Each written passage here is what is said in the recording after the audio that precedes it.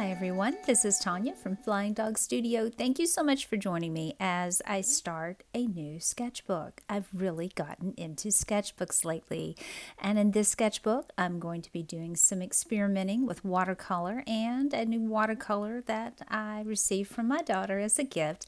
And these are the brushes I will be using. I'm just going to have them all on hand. I don't know that I'm going to use all of them in this, but I have my Winsor & Newton brushes, and then I have my Royal and Langnickel brushes. The Winsor & Newton do not hold quite as much water as the Royal and Langnickel, so keep that in mind when I'm switching back and forth. And this is what I'm trying out. This is gold, and it is a sparkly gold watercolor, champagne gold, and you saw the information on the screen. I'll have everything listed down below. With this, I'm going to be using my Winsor & Newton watercolors, and I'm going to be concentrating mainly on the blues and the yellows, and it's just an experimental book. Now this is a book that I made myself, and I was going to do a video for you on how I made this book. It uses the Coptic stitch, but I did one about a year ago, and this is that book.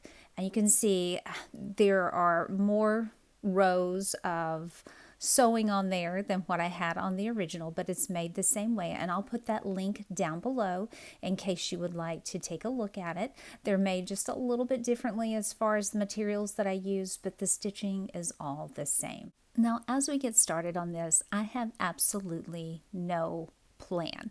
You are seeing me create just as it comes into my mind.